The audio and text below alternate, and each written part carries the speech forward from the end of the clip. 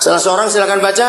Yohanes 1 ayat 3. Segala sesuatu dijadikan oleh Dia, dan tanpa Dia tidak ada apapun yang telah jadi dari segala yang telah dijadikan. Iya, siapa Dia di ayat itu?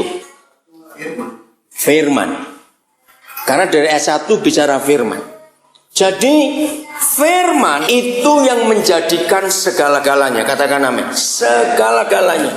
Dan tanpa firman maka nggak ada yang sekarang ini ada.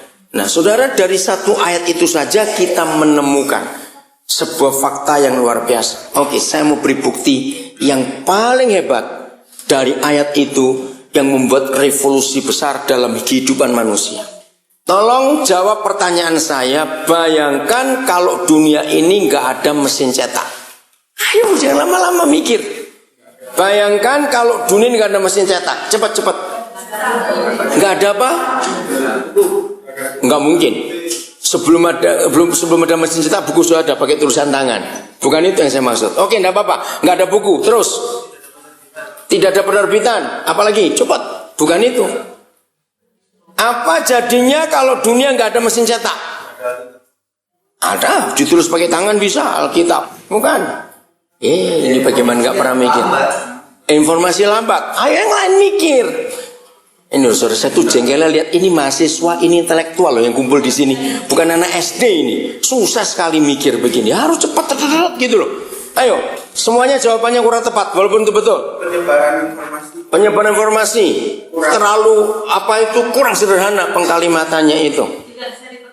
Tidak bisa diperbanyak. Ya, lambat. Bukan itu. Tidak ada standar. Nggak ada standar huruf. Bukan. Jawabannya gampang. Nggak akan ada orang pandai. Kenapa? Karena dengan mesin cetak, kalau saya cepat ya revolusinya saya kurangi, nggak akan ada komputer. Karena apa? Touch-nya itu, keyboardnya itu dimulai dari mesin cetak. Pelan-pelan dari mesin cetak lahir mesin telegram. Ya, dari situ lahir lagi kode Morse dan terus mesin tik dan terus berkembang sampai hari ini. Mesin cetak itu ada gara-gara Alkitab. Saudara klik di Google, cari nama Johann Gutenberg. Begitu saudara klik di Google nama itu akan muncul. Dia orang pertama yang menemukan mesin cetak. Kenapa? Johann Gutenberg, dia seorang pengikut Luther, Martin Luther zaman itu. Ketika reformasi terjadi, permintaan Alkitab itu gila sekali. Tapi waktu itu masih ditulis pakai tangan. Mau nyoba, saya ingin tahu berapa tahun saudara satu dari kejadian 1 sampai 22 pakai tangan ya. Dan jangan lupa huruf Jerman itu kaligrafi pertama di dunia itu bukan dari Arab tapi dari Jerman. Huruf Jerman itu huruf yang terbagus sedunia dalam Latin ya, bukan dalam bukan dari bahasa Timur Tengah tapi dari Latin. Nah, jadi penulis Alkitab di Jerman tidak boleh sembarang orang, harus orang khusus. Dan setiap huruf pertama di pembuka kata itu minimal harus 4 warna yang dipakai. Minimal. Maka itu kalau saudara punya Alkitab bahasa Jerman yang kuno, cantik sekali, warna-warna. Nah, suatu hari Johann Gutenberg berdoa. Dia nggak bisa berkata gini, Tuhan beri aku mesin cetak. Belum ada kok, bagaimana mesin cetak? Dia doanya gini, Tuhan beri aku sesuatu supaya firman ini cepat didistribusikan. Karena permintaan luar biasa. Mau berapa tahun satu Alkitab selesai dengan tulisan tangan. Nah, di dalam doa itu Tuhan berikan ide. Dari ide itu mesin cetak itu lahir. Dia kerjasama dengan seorang pengusaha dari Austria. Nah, pengusaha itu mendanai eksperimennya Johann Gutenberg. Saudara, dari SD saya sudah baca sejarah itu. Dan saya itu punya cita-cita. Suatu hari saya ke Jerman. Saya harus ke museumnya, gerejanya Johann Gutenberg. Saya tahu di kota Mainz, dekat Frankfurt. Akhirnya Tuhan jawab. Tahun 85, waktu pertama kali saya ke Frankfurt. Dari airport, saya minta teman saya jemput. Jangan ajak saya makan. Dari Indonesia langsung itu. Saya nggak mau makan dulu. Kenapa? Saya mau ke kota Mainz. Jaraknya cuma 20 km. Untuk apa? Antar saya ke museumnya Gutenberg. Ada apa? Sudah nanti saya beritahu kamu. Langsung dari bandara Frankfurt saya dibawa ke sana. Saudara, begitu masuk ke museum itu saya lihat mesin cetak itu duplikatnya, tapi dibuat seperti aslinya. Saya berlutut di hadapan Tuhan di mesin itu. Saya bilang, Papa terima kasih. Ini bukti Yohanes 1 ayat 3. Segala sesuatu ada karena firman. Dari mesin yang pertama ini, dunia mengalami pembaruan teknologi yang luar biasa sejak ditemukannya mesin cetak itu. Maka itu dunia tidak bisa menyangka. Buku pertama yang dicetak oleh mesin cetak itu Alkitab. Betul tidak? Karena mungkin buku lain. Karena Alkitab itu gara-gara dia ada mesin cetak. Nah dari situ mesin itu merevolusi diri sampai teknologi yang terakhir ditemukan oleh Steve Jobs, touchscreen. Kalau nggak ada Alkitab, nggak ada firman Tuhan, nggak mungkin ada semuanya itu. Iya, tepuk tangan loh, suara Alkitab itu selalu. Yang tepuk tangan, terus diam aja. Suara nggak kagum. Ulangi, tepuk tangan buat Tuhan Yesus. Terlalu intelektual, tepuk tangan jadi suruh. Saya selalu bertanya kepada Papa, apa saja yang ada di dunia ini pasti ada di Alkitab. Pertama kali saya kenal notebook, atau notebooknya, yang cikal bakalnya laptop itu bulan Mei tahun 93. Di situ juga pertama kali saya kenal nama internet. Di saat itu juga saya pertama kali dengar kata email.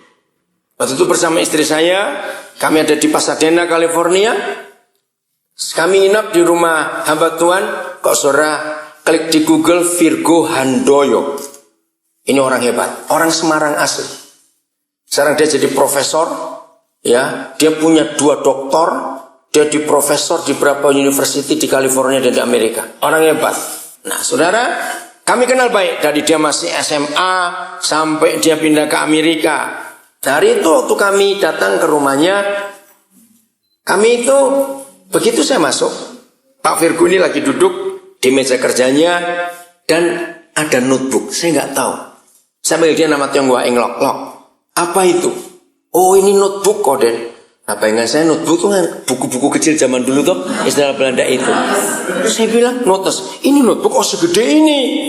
Oh terus dengan jawaban karena Pak Virgo ini orangnya apa ya celelean gitulah. Ya ini anaknya komputer dia bilang begitu. Oh anaknya komputer. Ya udah. Nah terus saya tanya lalu kamu lagi ngapain?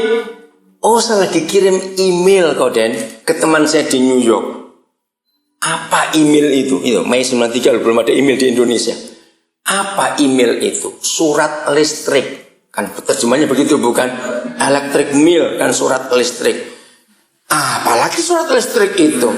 Oh sekarang itu ada internet Koden. Malah lebih bingung lagi saya. Sudah notebook, email, internet. Oke lah. Saya kirim dulu, habis ini kita makan. Memang kami tiba sore, nah habis makan saya tunjukkan Koden, bagaimana saya akan dapat jawaban. Loh, apa bedanya dengan fax? Kan dulu pakai fax bukan? Oh ini lebih canggih lagi. Oh ya, ya udahlah saya nggak ngerti. Makan, ngomong-ngomong, selesai dia buka. Nah Koden lihat dapat jawaban. Wih, hebat juga ini sekarang. Ya, udah 2 hari kami di situ. Terus pas mau pulang, Pak Virgo titip. Koden ini email address saya. Nanti kalau Koden kemana saja ketemu orang yang punya email address saling tukar. Baik. Nah saya mundur lagi ya. Berapa tahun sebelumnya sekarang? Roh Kudus itu suka iseng kepada saya. Dia itu tanya saya begini. Daniel kamu cari ayat yang gak bisa dikhotbahkan oleh pendeta, teolog dan doktor teologi manapun juga. Tuhan ngomong begitu pasti ada. Cari, saya diskusi dengan teman-teman yang lainnya. Tolong saya carikan ayat yang gak bisa dikhotbahkan. Ringkasnya, akhirnya saya ketemu ayat. Coba saudara buka Matius 5:18. Ya, ketika Tuhan Yesus bicara tentang sebuah titik, dan itu sungguh-sungguh luar biasa. Saya baca ulang-ulang ayat itu. Titik, ya, Matius 5:18. Karena aku berkata kepadamu, sesungguhnya selama belum lenyap langit dan bumi ini, 1 iota atau 1 titik pun tidak akan ditiadakan dari hukum Taurat sebelum semuanya terjadi. Oh dengan bangga saya berkata, Papa saya ketemu ayat yang gak mungkin ada pendeta dan teolog manapun bisa khotbah. Titik. Ayo khotbah apa tentang titik?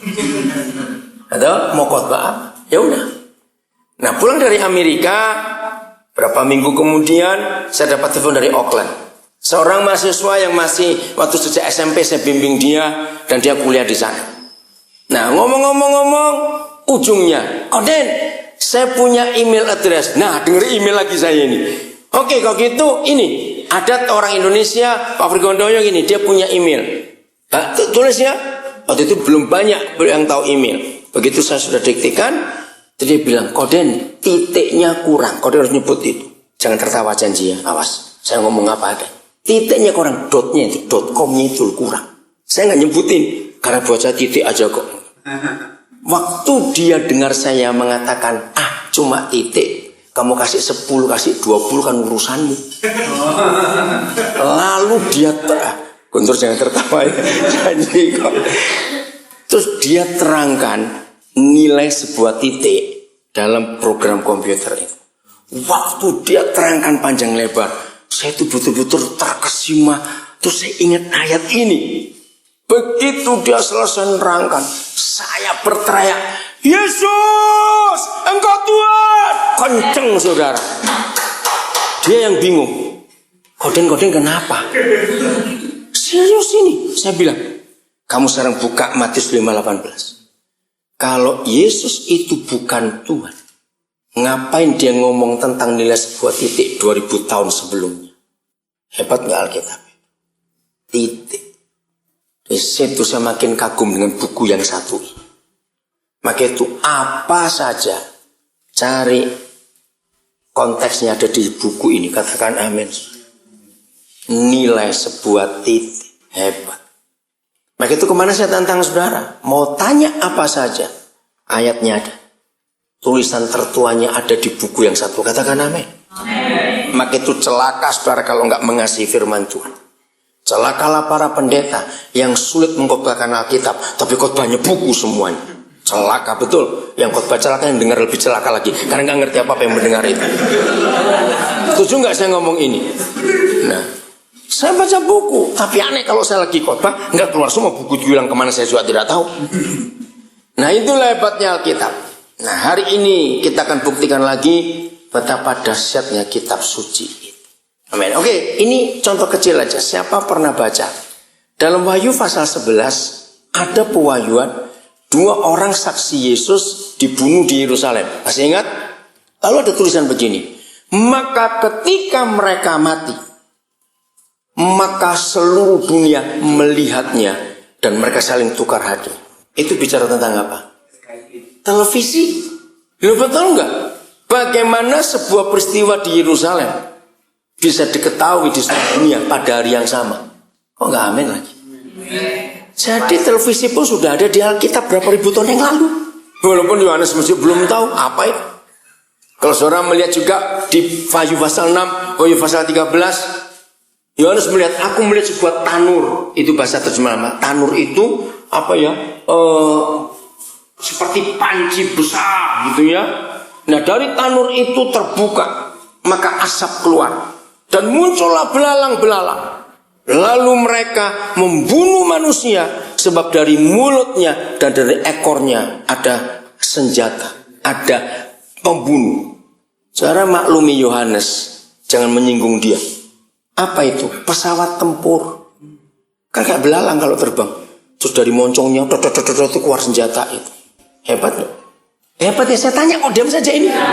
Ya sudah gitu loh, jawab kalau saya tanya. Betapa oke terkesima ya sudah.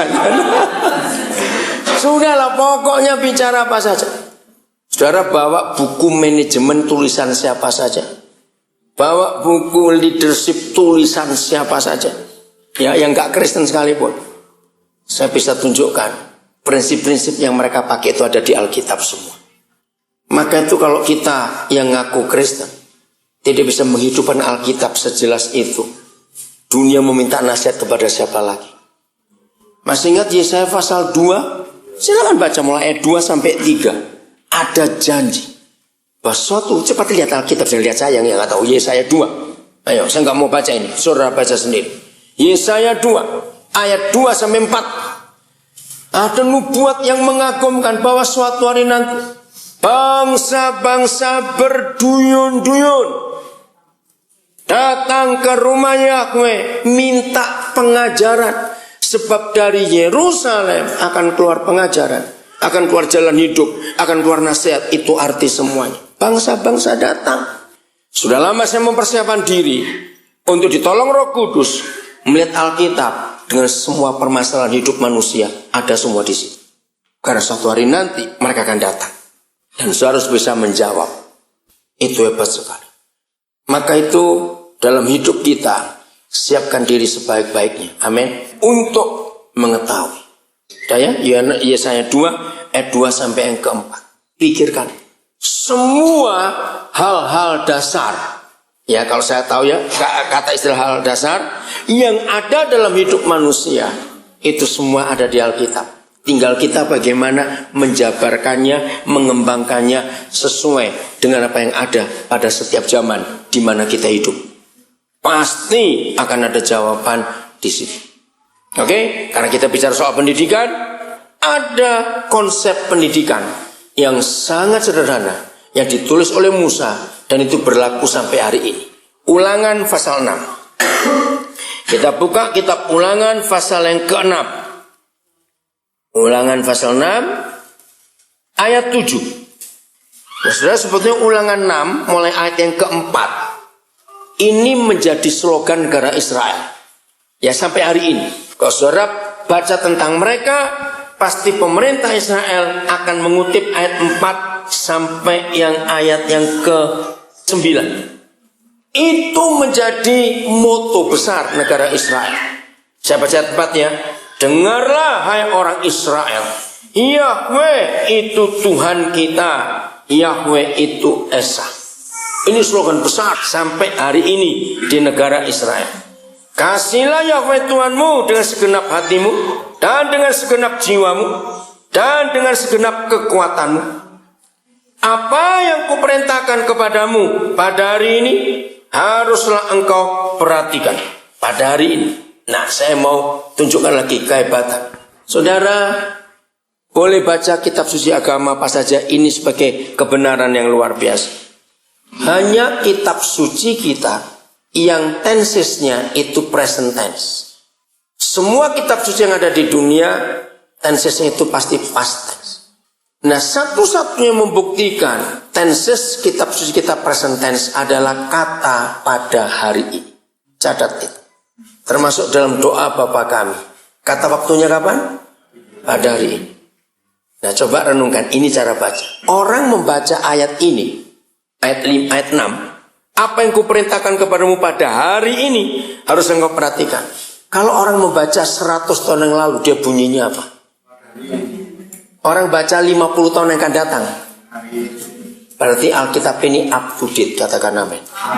Dia berlaku sepanjang zaman. Maka ini bukan buku sejarah. Bukan hanya buku sejarah, lebih daripada itu. Ini kitab kehidupan. Ini kitab kehidupan. Saya cuma cerita ini kemuliaan buat Tuhan. Saya bersyukur bagi saudara yang pertama kali kemarin mendengar saya ngajar. Saudara pasti akan menemukan sebuah fakta. Saya mengajar dari kemarin tidak berbau agama atau rohani sama sekali. Betul tidak? Roh Kudus menolong saya untuk mengungkapkan buku ini sebagai buku kehidupan. Sehingga orang beragama apa saja tidak merasa risih. Karena kitab ini saya tidak berikan hanya untuk orang Kristen. Saya yakinkan setiap orang. Ini buku kehidupan. Siapapun boleh. Saya sering diundang memberi ceramah, motivasi, apa saja. Bicara masalah keluarga, mendidik anak. Bukan di kalangan Kristen.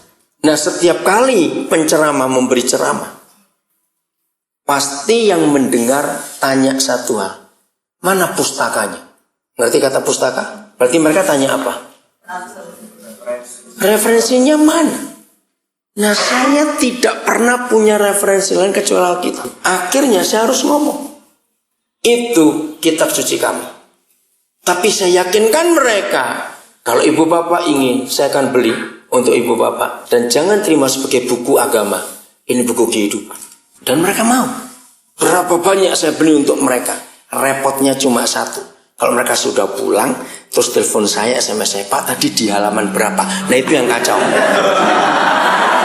Aduh, karena masing-masing Alkitab halamannya beda-beda. Jadi mesti terangkan, lihat paling depan kitab ini. Saudara, seharusnya seperti itu para pendeta dan gereja. Membawa firman keluar tanpa label Kristen, katakan.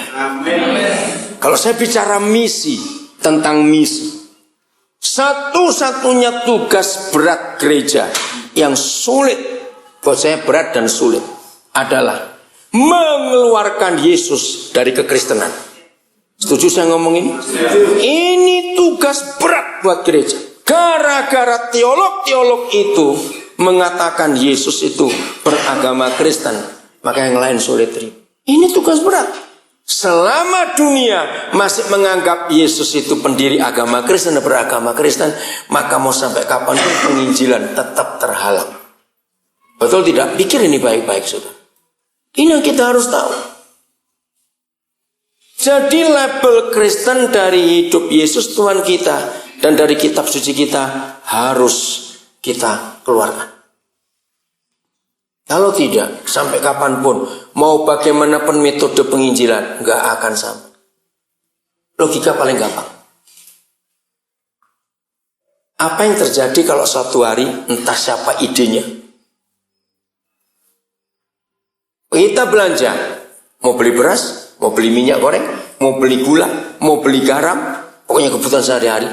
Hari itu kaget, masuk ke semua toko, ternyata ada label. Ada beras Buddha, beras Kristen, beras Islam, gula Hindu, gula Islam, ada minyak goreng Islam, pokoknya kasih label semua.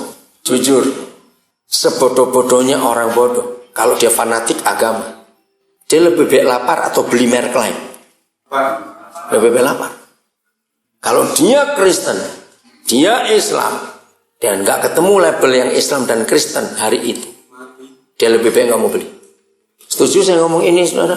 Nah, itu masalah. Selama Yesus kita beri label Kristen, sulit orang lain terima. Nah, ini tugas berat dan tugas tersulit gereja. Mengeluarkan Yesus dari kekristenan. Harus, saudara, mau tidak mau. Dan puji Tuhan, sekian tahun terakhir ini, Roh Kudus memampukan saya untuk membuat beberapa orang yakin bahwa Yesus itu bukan pendiri agama Kristen, dan dia tidak beragama Kristen. Dia itu Yesus yang Yesus, artinya penyelamat. Ayo, oke, saya lanjutkan ini. Jadi semua firman yang ada kata pada hari ini, berarti itu berlaku sepanjang zaman, kapan saja, karena tetap ada. Pada hari ini, pada hari ini. Itu yang ayat 7. Haruslah engkau mengapain?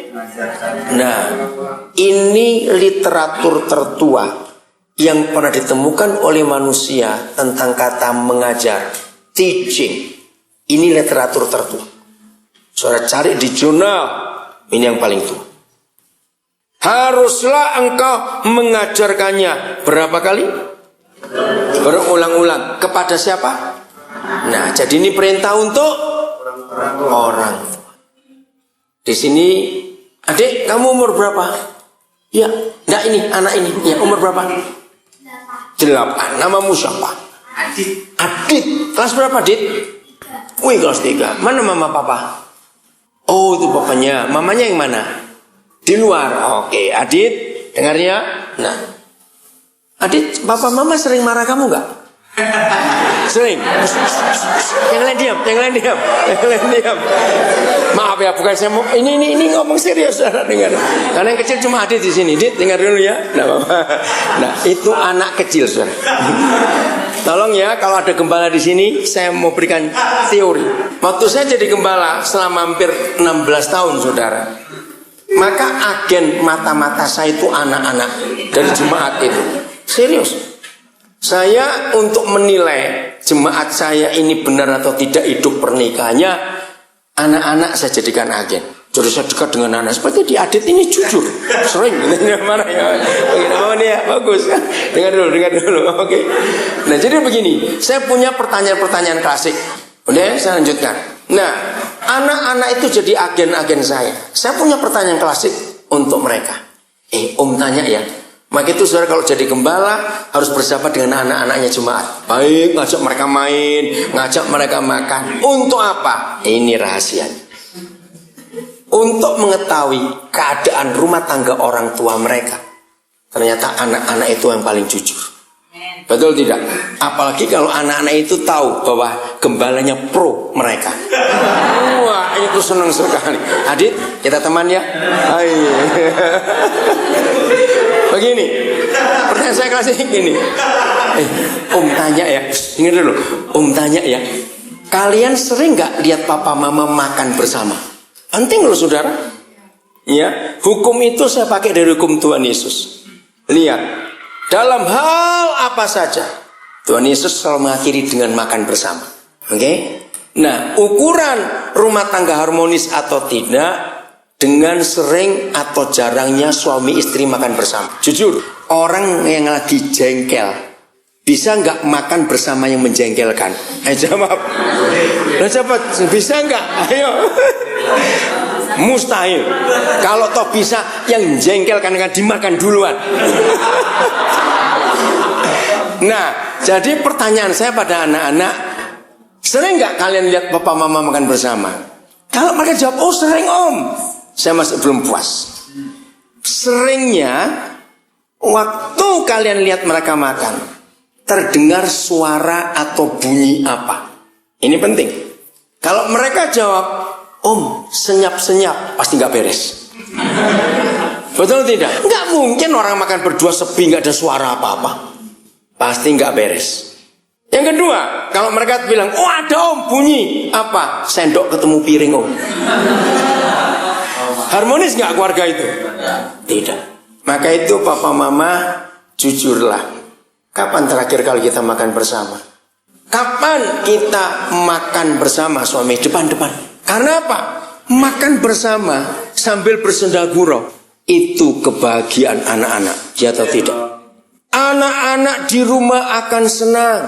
Belajarnya pasti pandai, makannya pasti enak, tidurnya pasti nyenyak.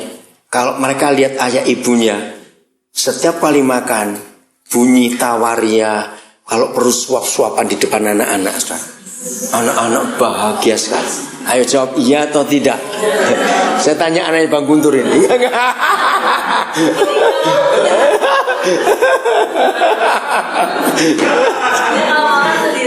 Oh, itu. Saudara itu penting, ngerti ya? Adit, terima kasih kamu jujur.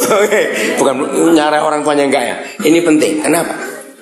Dengar, Adit, mulai hari ini Om ajari kamu satu hal menurut ayat ini.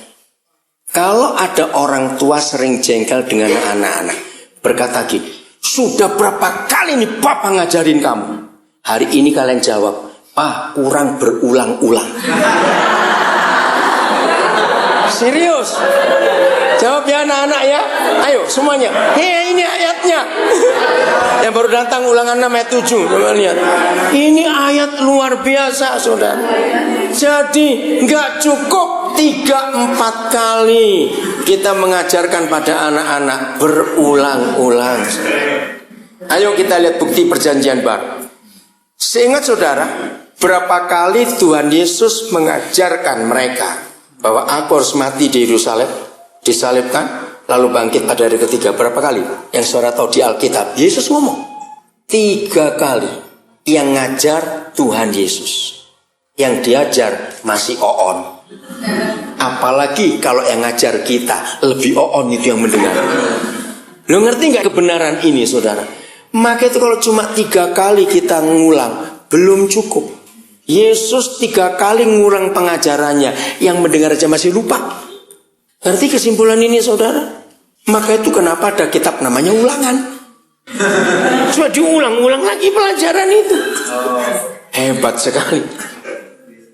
Jadi mengajar anak-anak berulang-ulang, nggak bisa tidak. Kalimat berikut ini penting. Dan, ayo keluarkan kata ini. Dan apa? Membicarakannya. Stop. Keluarkan kata ini. Kemarin kita sudah dapat dari Yohanes 4:26. Mengajar itu harus menghibur. Dan ditambahkan dengan konteks ini sangat dahsyat. Kata membicarakan di sini itu artinya mendiskusikan.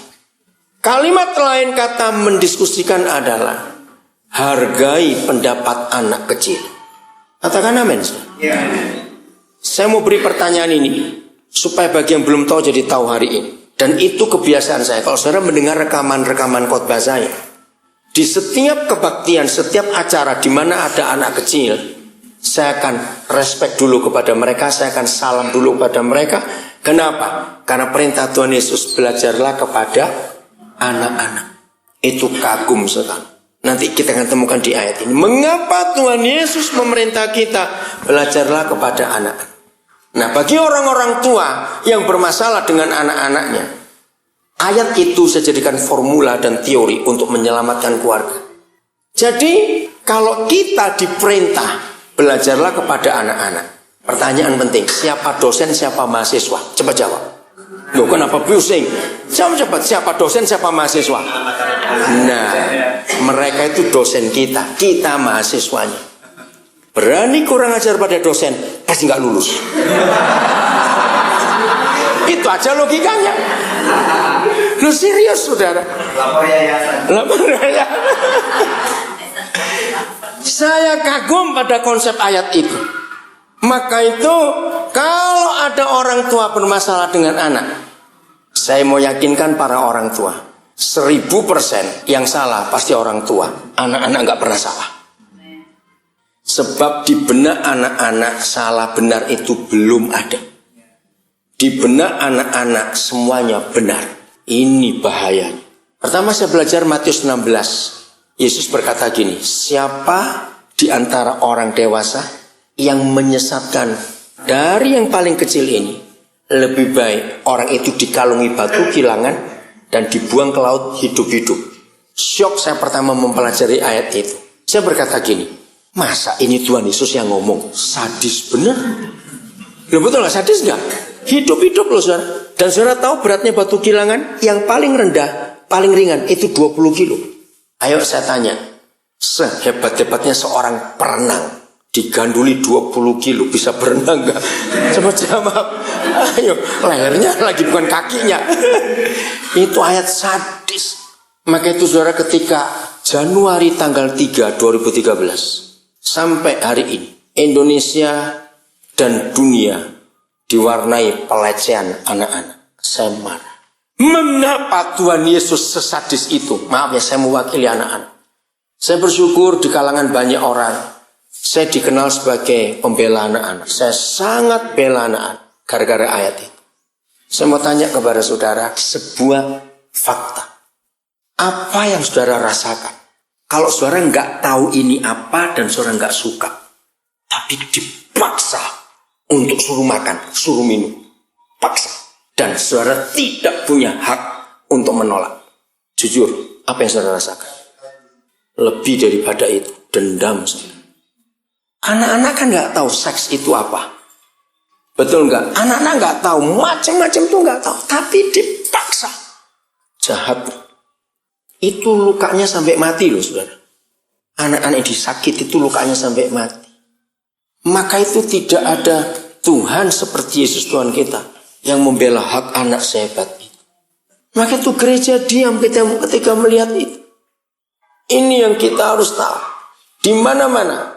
Kalau saya ngajar, seperti hari saya mau beritahu. Pokoknya kalau sudah dengar ada orang gak suka anak, apalagi mau dibuang, apalagi mau dibunuh, telepon saya akan ambil anak. 9 Mei yang lalu pas hari Pentakosta, hari kenaikan. Bersama istri saya kami datang ke rumah susun Kapuk. Wah ampun, susah masuk. Harus jalan kaki, naik ojek lagi karena mobil gak bisa masuk. Daerah kumuh, rumah susun. Ada bayi 8 bulan mau dibuang. Diasuh oleh neneknya yang sudah tua, gak sanggup. Bayangkan umur 8 bulan sudah minumnya es teh, pop ice. Karena gak punya susu. Aduh kasihan sekali. Waktu istri saya ambil itu dia menangis. Karena apa? Gak bisa beli susu. Istri saya tanya, mamanya kemana? Ini neneknya bilang, hilang. Jadi nggak tahu kemana. Bapaknya lebih-lebih nggak tahu lagi. Ya udah. Kami santuni nenek itu untuk biaya hidupnya tiap bulan. Saya janji saya akan kirim. Senang sekali dia. Sekarang anak itu sudah aman. Saya bawa tanggal 12 malam, saya berangkat ke Nabire. Saya gendong anak itu. Anaknya manis dan penurut sekali, saudara. Di pesawat jadi mainannya pramugari. Anak-anaknya lincah, suka tertawa. Luar biasa. Nah, itu yang terakhir, sudah banyak. Waktu itu saya cerita di sesi kedua kemarin. Pokoknya siapa saja yang paling rusak sekalipun saya akan ambil. Gara-gara ayat ini. Jadi orang rusak pasti ada penyebabnya. Dan penyebabnya pasti orang tuanya, bukan orang lain. Karena dari mana dia bertumbuh. Begitu bela mereka. Jadi teman-teman saya yang sudah segenerasi dengan saya itu tahu. Mereka punya julukan gini. Oh, Koden itu hobinya beda dengan yang lain. Kalau yang lain hobinya ngumpulin perangko bekas. Ya, nah, koin-koin kuno. Kalau saya enggak.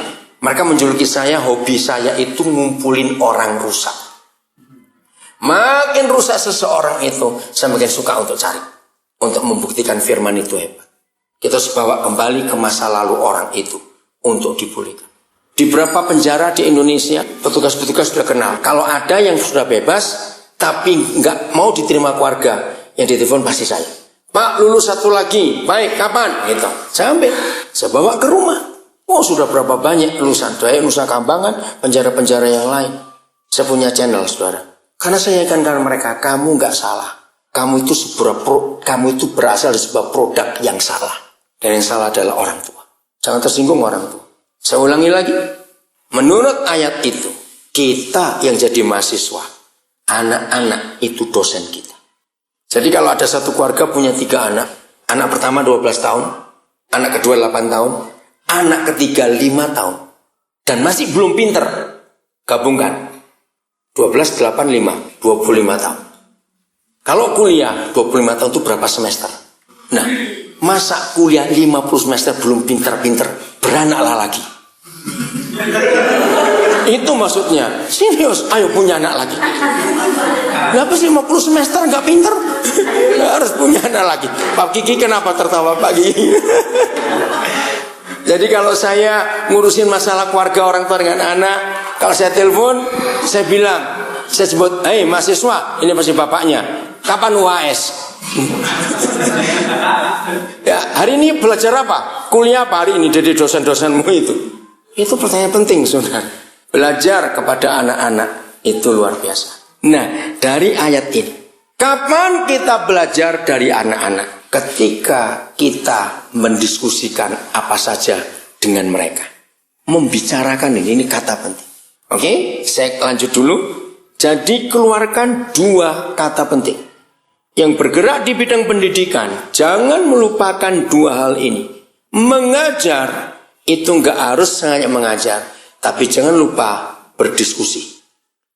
Mendiskusikan dengan anak-anak, itu cuma satu nilai. Anak itu merasa dihargai, karena pendapatnya didengar. Setuju? Anak yang dihargai, karena pendapatnya didengar, dampaknya cuma satu. Dia akan terus mikir. Nanti papaku tanya apa lagi? Ada konsep itu di benak mereka. Nanti aku ditanya apa lagi? Karena dia sudah tahu mau ditanya lagi. Muncul apa? Ayo kalau saudara anak-anak muncul apa? Persiapan. Aku harus siap. Lalu berpikir. Tanya berikut. Apa dampak setiap anak yang selalu punya persiapan untuk berpikir menjawab pertanyaan orang tuanya? Dampaknya apa? Cuma satu. Cerdas, pintar, apalagi? Aktif. Belajar, apalagi? Terlalu jauh ya, jenius, apalagi? Kritis. Hebat, pede. Iya, jadi percaya. Tahun 2010 yang lalu, kami suami istri diundang retreat remaja sebuah gereja di Kota Denpasar. Anak-anak remaja, luar biasa. Pulang bersama gembalanya punya 3 anak. Nah yang ketiga ini betul-betul berkat Tuhan. Karena waktu anak ketiga lahir, kakak terakhir anak kedua itu umur 11 tahun. Jadi kan betul-betul jauh sekali jaraknya. Nah anak ini hampir 3 tahun. Oh tapi cerewetnya, pinternya, Allah saya senang kalau ketemu anak begitu. Selama retreat itu saya main terus dengan dia. Saudara, gara-gara firman itu belajarlah kepada anak-anak. Saya paling suka kumpul anak-anak. Saya mau beritahu 80% pewahyuan yang saya terima, saya bisa ngajar kalau saya kumpul anak-anak. Saya bisa belajar banyak dari anak-anak. Nah, dalam perjalanan pulang, kami ramai di mobil. Anak ini duduk dengan ibunya di kursi depan. Si gembala yang nyetir mobil. Istri saya di baris kedua, saya di baris ketiga. Kami cerita panjang lebar. Ternyata suara kami dipecah, diputus oleh anak itu.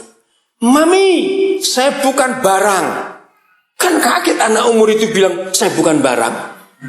Menarik bukan? Nah, itu saya cari. Hei, stop. Saya panggil bapaknya. Kenapa dia ngomong gitu? Enggak apa-apa. Ngomong saya, Koden, enggak apa-apa. Jangan bilang enggak apa-apa. Saya minta hentikan dulu mobil ini. Lu kenapa? Saya nada tinggi. Ternyata gara-gara itu, satu sesi lagi saya ngajar. Saya bukan barang. Dengar saudara. Wah, di mobil itu terperang waktu saya terangkan. Kenapa dia? Enggak kok, dan dia cuma nunjuk toko yang tadi. Maunya berhenti. Toko yang mana? Sudah lewat di belakang tadi. Saya bilang, balik. Untuk apa? Ini orang tua masih mengerti. Untuk apa? Sudahlah, kita harus balik. Saya ngajar, hargai pendapat anak kecil. Pasti dia punya sesuatu di benaknya yang kita tidak pernah tahu. Apa yang dia maksud? Ya, dengan terpaksa si gembala balik. Saya bilang harus balik karena dosen ini minta balik. Harus diperhatikan permintaan dosen ini. Karena ini dengan dosen nggak lulus, ingat aja pokoknya. Saya ingin tahu juga apa yang dicari oleh anak di toko itu.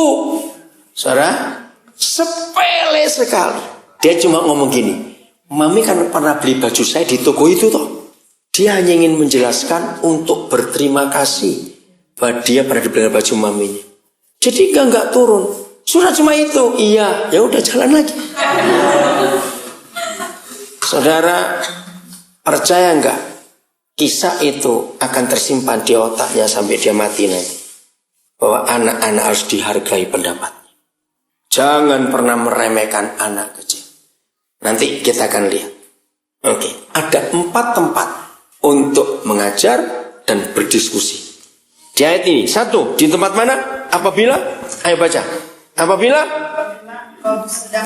nah, duduk dalam rumahmu. Stop. Firman ini masih relevan sampai zaman kapanpun juga. Ya, masih relevan. Saya berikan bukti. Sampai 10 tahun yang lalu, orang tua akan bangga kalau anaknya betah di rumah. Betul? 10 tahun yang lalu. Tapi 10 tahun terakhir, hati-hati anak yang gak mau keluar rumah. Pasti punya iPad, internet, laptop. Justru bahaya. Betul? Mereka gak punya sosialisasi hidup. Dan kita gak tahu dilihat apa di barang itu. Ini perubahan zaman. Betul tidak? Maka itu hati-hati anak saudara yang mulai remaja gak suka keluar rumah. Hati-hati. Lihat apa yang dilihat di internetnya, di laptopnya, di gadgetnya, harus diperhatikan. Beda dengan zaman dulu. Nah, ini masalahnya. Papa memberi hukum yang pertama, duduk di rumah. Itu dari umur 0 sampai 10 atau menjelang belasan. Itu mereka masih bisa duduk di rumah. Begitu belasan pertengahan, 15 ke atas, mereka sudah punya dunia luar atau masih punya di dalam? Luar. Punya teman karena sudah mulai SMP. Dengar ini baik-baik. 90% orang tua sadarnya terlambat untuk pakai hukum yang pertama, duduk di rumah. Ngerti maksud saya? Begitu anak mulai remaja, pulangnya sudah nggak teratur di atas jam 10 malam. Pasti orang tua akan berkata, besok duduk di rumah, tidak boleh keluar. Jawab, terjadi apa? Rontok. Karena kita terlambat. Apa kesimpulan ini?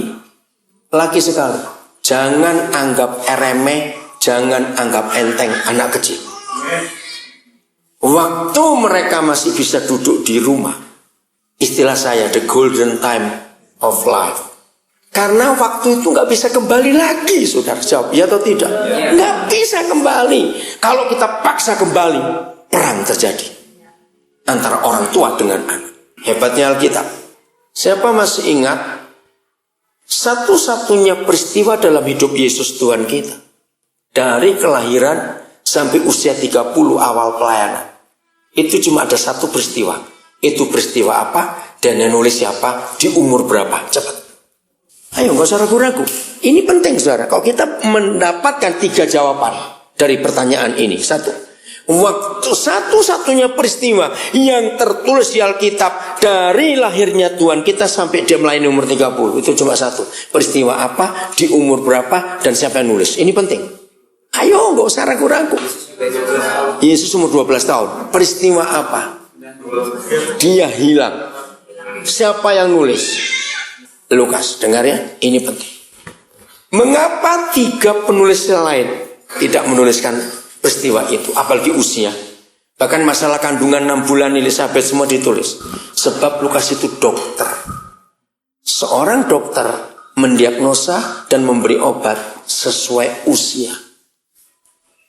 Nah, ini hebatnya kitab suci kita, bukan sebagai kitab suci agama, tapi sebagai buku kehidupan.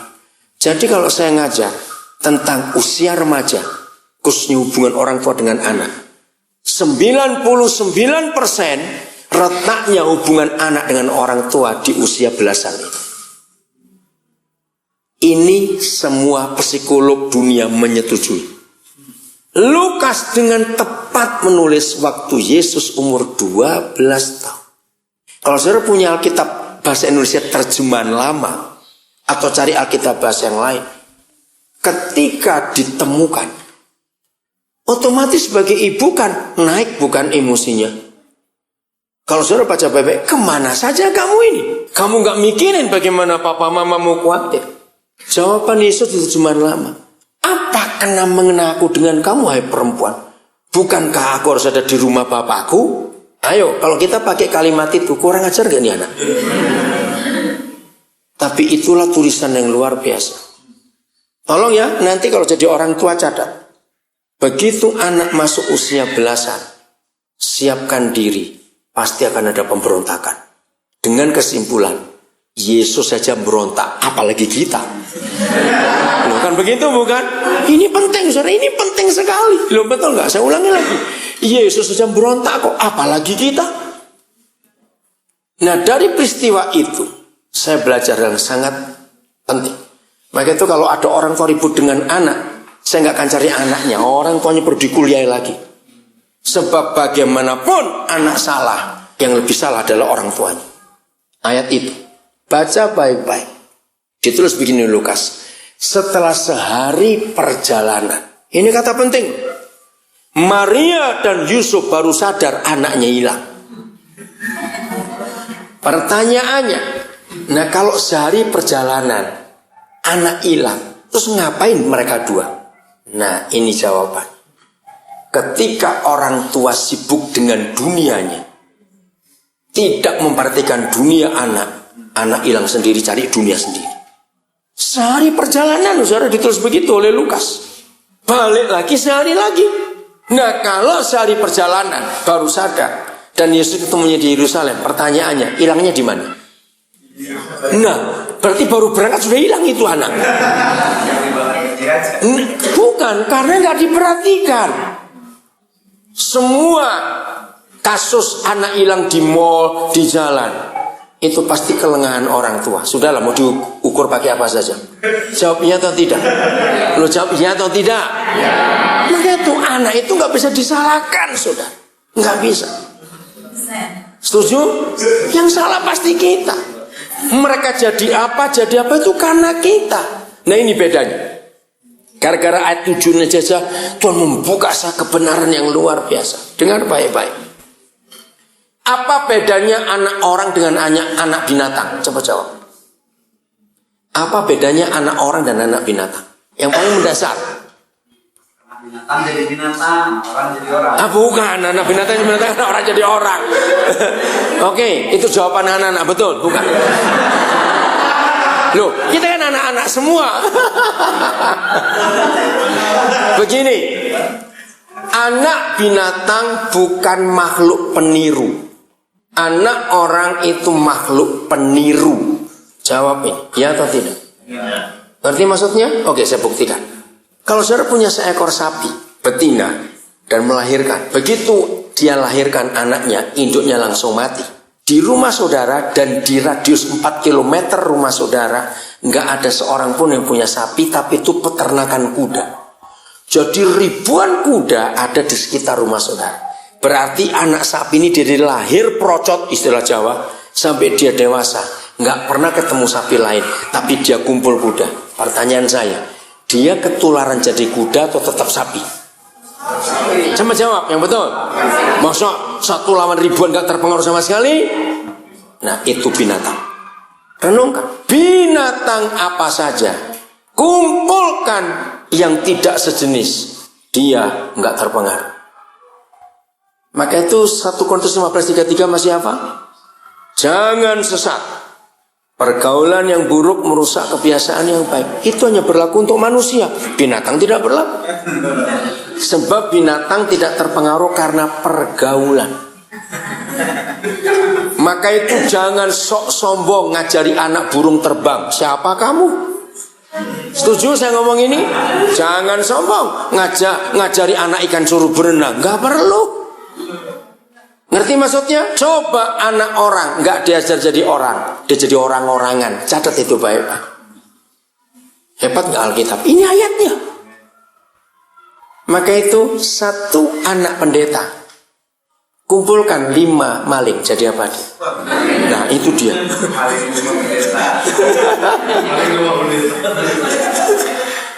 Itu manusia. Karena kita ini makhluk peniru. Beda yang lain lebih hebat lagi. 90 sekian persen anak binatang lahir detik itu juga lari dan cari makan. Anak orang dibesarkan sampai umur 5 tahun saja, jangan suruh ngaduk susu sendiri, goblok tuh orang tuanya. Betul? 5 tahun. Jangan suruh ngaduk susu sendiri, sudah. Betul tidak? Perlu waktu untuk mendidik. Maka itu rule nomor 1. Aturan nomor 1 ini penting. Duduk di rumahmu. Maka kesimpulan saya, sekolah terbaik dan guru terbaik bukan di sini, bukan di situ, tapi di rumah. Dan guru terbaik adalah ayah ibunya. Gara-gara ayat ini, gereja Amerika punya kata homeschooling. Karena ayat ini. Duduk di rumah. Jangan ada yang salah dari kita orang tua. Karena yang salah pun akan diserap habis oleh anak-anak itu. Karena nggak ngerti itu tadi loh. Renungkan istilah yang saya temukan. Apa yang kita rasakan kalau kita dipaksa untuk makan atau melakukan sesuatu yang kita nggak tahu dan kita nggak suka. Sakit, saudara. Betul nggak? Sakit sekali. Itu pelecehan anak-anak. Ketemu hal lain lagi, saya belajar terus dari Roh Kudus lewat kalimat belajarlah kepada anak-anak. Nah, di sini saya menolong banyak orang tua. Setiap kali ayah ibu marah, lalu keluar kata-kata gini, mengapa kalian nggak pernah ngertiin kami? Sambil marah itu emosi begitu. Hari ini saya beri jawaban kepada anak-anak. Tolong ya anak-anak, Adit, jangan lupa ya. Siapa lagi anak-anak di sini?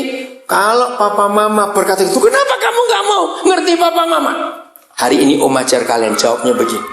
Saya beri tanyaan dulu, baru anak-anak jawab.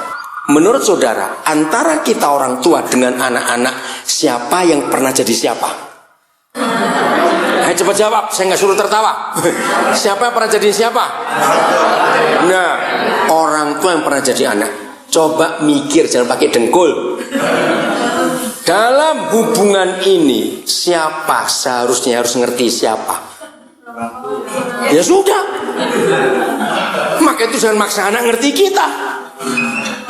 Harusnya kita yang ngerti anak-anak. Nado kenapa? Kantongnya berair. Matamu nggak apa-apa ini, matanya saya semata deh. Oke, dengar, lanjut. Ini kebiasaan karena sering kumpul anak-anak. Selalu ada persiapan macam-macam di tas saya, kantong saya. Dengar ya. Jadi mulai hari ini orang tua, jangan pernah paksa anak kita ngerti kita. Katakan amin cepat. Kita yang harus ngertiin mereka. Karena mereka belum pernah seusia kita. Kita yang sudah pernah seusia mereka. Masalahnya kita lupa. Ya enggak. Waktu kita seumur mereka itu ngapain ya? Itu lupa. Maka itu Yesus kembali berkata, belajarlah kepada anak-anak supaya tidak lupa. Betul sekali itu. Hebat ayat itu. Maka itu mendidik itu hebat sekali. Di rumah 100% yang kita lakukan, yang kita katakan, yang kita apa, diserap oleh anak-anak. Saudara lihat spon, busa, tahu ya? Bukan semua box, lain lagi. Spon, oke. Nah, itulah anak-anak, itulah kita. Spon itu tidak bisa menolak dan memilih nyerap apa. Betul tidak? Kalau kita salah meletakkan dia di sebuah cairan kotor, beracun, merusak, dia bisa nolak gak?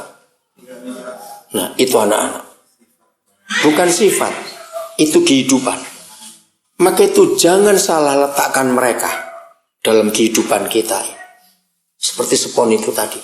Dan itu 1 Korintus 15 ayat 33. Nah, ketika kita salah meletakkan dan dia nyerap, terus kita marah, protes itu anak. Yang salah siapa? Siapa yang bawa aku ke situ? Itu anak-anak, saudara. Yang kita harus mengerti. Sadar ya sekarang ya? Maka kita ayo selamatkan anak-anak. Katakan amin. Selamatkan anak-anak. Kasihan mereka. Banyak orang tua tersinggung. Tapi saya punya jawaban. Saya berkata gini. Kalau saya ketemu ayah ibu rajin bertengkar. Ada nggak orang tua rajin bertengkar? Banyak. Dan nggak mau bertobat. Saya kutuki. Matilah kamu dalam nama Yesus. Marah mereka. Kenapa kami suruh mati? Dengar baik-baik. 3 hal yang perlu dicatat oleh orang tua. 1. Adakah anak-anak sebelum lahir membuat proposal minta dilahirkan? Nah, ini penting saudara. Itu cara saya bela anak-anak. Saya tanya lagi. Adakah anak-anak sebelum lahir membuat proposal minta dilahirkan? Ada banyak hal bisa menyakiti hidup kita. Tapi dengar. Hanya satu yang paling menyakitkan. Ketika yang melahirkan kita nyakiti kita. Jawab ya atau tidak. Itu sakit saudara. Karena anak-anak tidak pernah minta untuk dilahirkan. Banyak orang gak mengerti kebenaran ini. Setuju? Maka itu kalau ada anak senakal apapun, jangan dimarahi lagi. Sebab di rumah seakan yang dimarahi. Di luar itu mereka minta pembelaan. Tolong catat, gak ada waktu. Klik di Google, Dorothy Nolte. Ini orang hebat. Dorothy, biasa D-O-R-O-T-H-Y. Bisa? Nolte, N-O-L-T-E, catat, penting sekali. Dorothy Nolte, dia anak Tuhan yang hebat, meninggal usia 92 tahun. Nah, dia menemukan sebuah rumus yang dipakai seluruh dunia, termasuk waktu Mikhail Gorbachev jadi presiden Rusia, Uni Soviet, dia pakai. Teori yang dia temukan adalah children learn what they live. Anak-anak itu belajar dari hidup. Di situ ditulis, Pak Guntur ketemu, anak yang bertumbuh dengan kritikan, dengan teguran salah, nggak pernah benar, maka jadi anak yang nggak menghargai diri sendiri.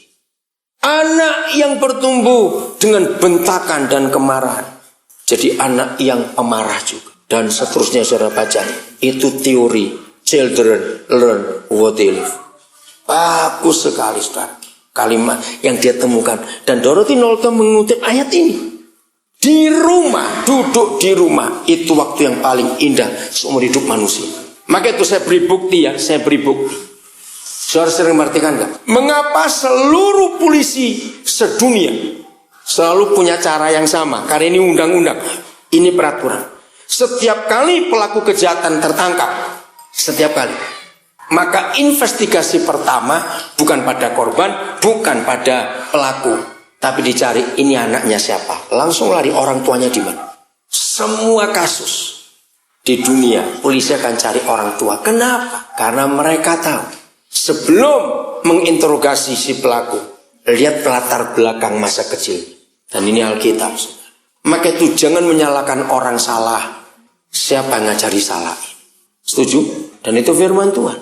Nomor 3, saya berkata matilah kamu orang tua rajin bertengkar. Anak-anak itu akan tertekan, gelisah, penuh ketakutan, kemarahan kalau mereka sering dengar orang tuanya ribut. Jawab bisa atau tidak? Kalau ada orang kaya menyekolahkan anak sekolah paling mahal, panggilkan guru les yang mahal-mahal juga, mereka akan tetap bodoh kalau hampir tiap malam orang tua ribut. Bagaimana anak bisa tidur nyenyak? Mau tidur pun takut, ribut lagi enggak mereka hari ini. Jadi tidurnya kan enggak nyenyak. Apa yang